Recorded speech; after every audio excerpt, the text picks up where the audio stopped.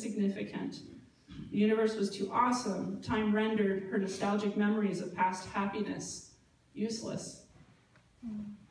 And then a little more each day, when she was feeling well again, she told me how each day changed, revealing itself to her as a super saturated masterpiece in the making. Her making! Oof.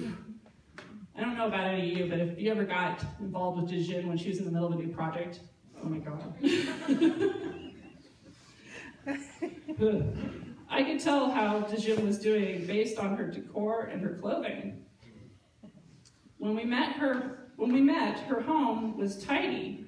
The couch blocked the window, the shades were drawn. She sat facing a wall, and the family watched a tiny TV despite an over-the-shoulder glare. Her hair was tucked behind her ears, errant curls were wetted down before going astray. Her children, Alex and Jared, were her world.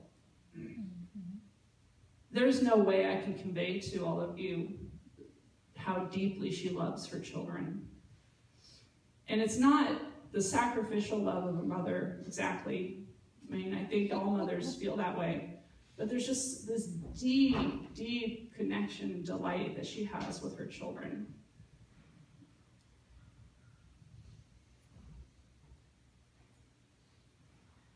Her children were her world.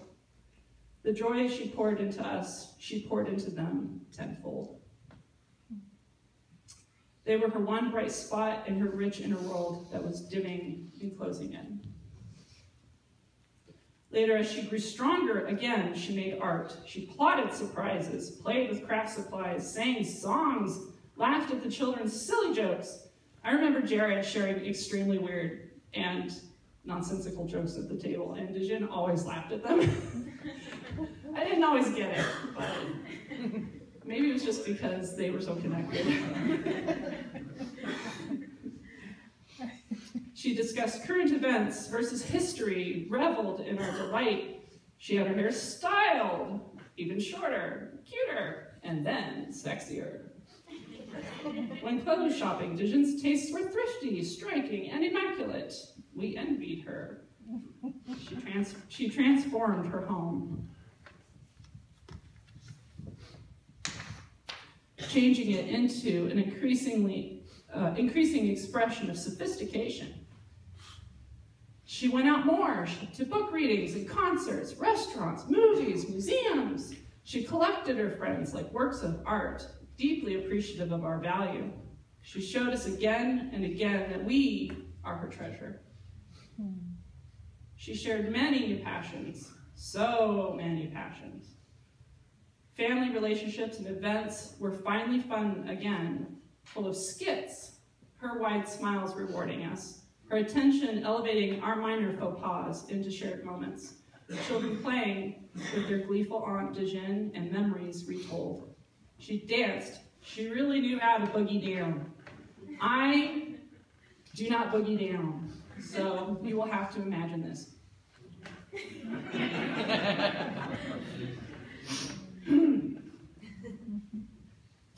She was eager to teach us the steps. She loved, and we loved her in return.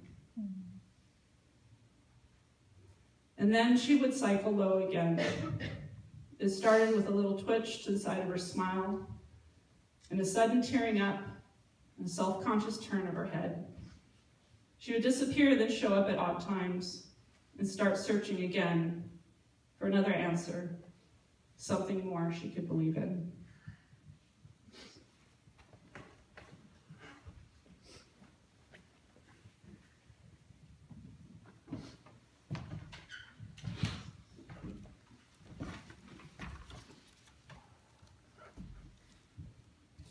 If you become the wind and blow me, said the little bunny, I will join a circus and fly away on a trapeze. If you go flying on a trapeze, said his mother, I will be a tightrope walker, and I will walk across the air to you.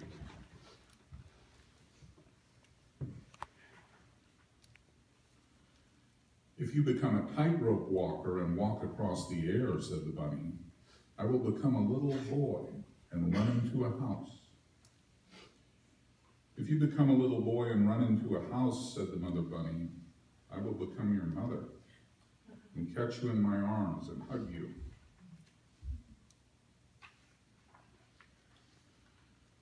Shucks, said the bunny, I might just as well stay where I am and be your little bunny. And so he did. Have a carrot, said the mother bunny.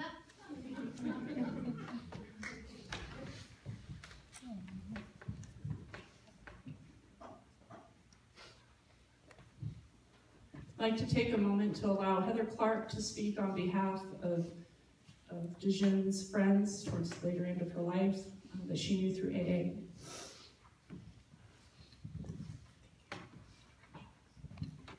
What does that mean? Like this. Hi, my name is Heather, and I'm an alcoholic. And Djinn asked me if I would speak today, and I went home last night and I tried to write things down and be organized about it. And this morning I was talking to my 15-year-old son, and because I really, it's like, what do I really want to say? What do I really want to convey about her? And everybody that's here knows her and loved her, and there's probably not really anything I can't tell you about her that you don't already know. I've known her a vast majority of my life. I met her when I was a teenager. We had lots of different circles and came across each other a lot of different times, over a span of 20, 25 years. But the context of our friendship today is that Djinn came back into my life. I had been sober for a very long time and relapsed and almost died. And so even clean, I was in and out of the hospital for 9 months. Djinn came and got me. So I'm in this group and I'm checking in and I'm looking around and I'm looking for some familiar faces, and I see her and then she smiles and I'm like, oh, it's Djinn, and it was so comforting because it was so hard for me to come back after having so long and relapsing and falling down so bad. And we just, so we started spending time together. We went to meetings, talked a lot about the steps, the right way to do them, if there is one, and there isn't, just do it. But, she was very deep, and she put a lot of thought into it, and she wanted to be thorough, and she was working with a sponsor, and she had all this stuff going on, but you know what, she always made time for me, and God, I felt so special, we were out tromping around down at Saturday Market looking at pretty clothes and eating yummy things and drinking good coffee and all of that stuff. I've been in a hospital for 9 months, so this is really, I'm being pampered. And I didn't feel so good afterwards, and I finally went to the hospital and they're like, yeah, you're in heart failure. So there we go, another 6 months. And Djinn was there the day that I had open heart surgery, and she kept coming, and she would just her presence, I was there so long, and I was so lonely, and I was still so sick, and she'd come up and bring me some good gossip magazines and some chocolates from New Seasons and a good cup of coffee, and just be. I didn't want to be alone, and I think, so I was talking to my 15-year-old son about it this morning, going, I'm supposed to go do this, and I don't really know what I'm going to say. And he read me this, and it spoke to me, not so much in regards to Djinn, but into, in regards to the people that loved her that are left behind without her. and what we choose to do with that loss, you know. So it says, let today be the day you stop being haunted by the ghosts of yesterday. Holding a grudge and harboring anger or resentment is poison to the soul. And God, 15 years old. And that was what he had for me when I was struggling with what I wanted to say.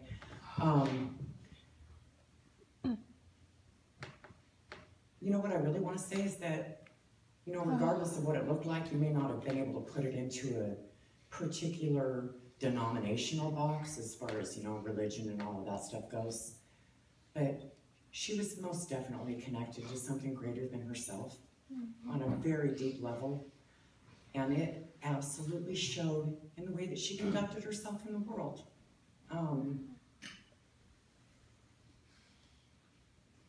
Her light and her kindness.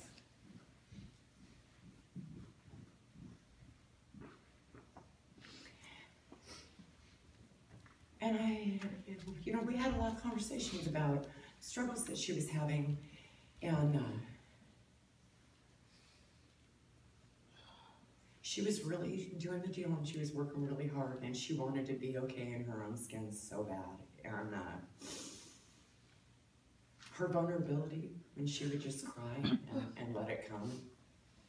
I don't think I've ever seen anything more beautiful in my life. Well, maybe her smile was more beautiful than that. But, you know, I just want to say that, you know, whatever that looks like for anybody, she believed in something greater than herself, and I absolutely believe that she's okay. I know that this is very hard. It's hard for us because we're here. We're here, we get to miss her. You know, our life looks different without her in it. But the love that she had for other human beings,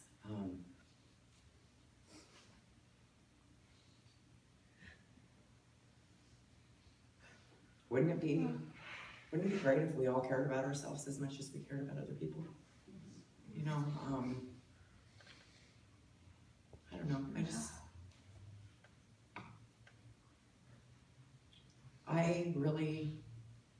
I'm gonna really miss her. I try to just keep it very simple that she was in a lot of pain.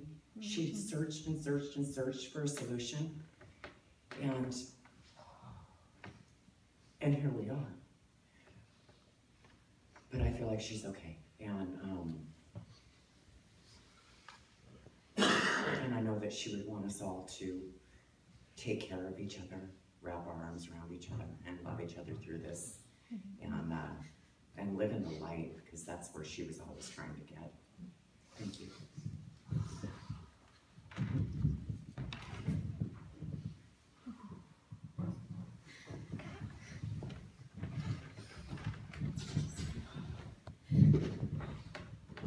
I think during a time like this, many of us struggle to try to make sense and to make meaningful events that are hard to accept and put together.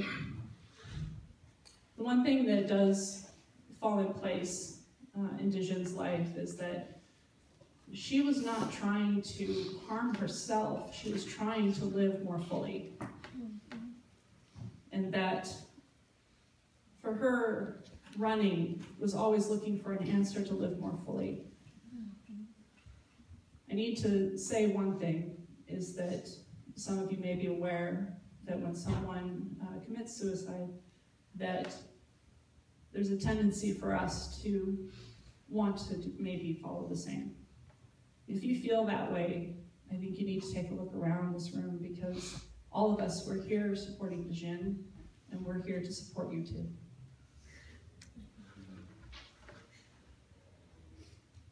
I don't know what brought Djinn to the edge of that bridge. What I do know is that it was painful, heavy, and unrelenting. After years of running and fighting off the darkness, the answer she sought, she thought was at the bottom. Djinn, today, we are here to remember you, celebrate your life and your release. You are free to run home into the arms of God.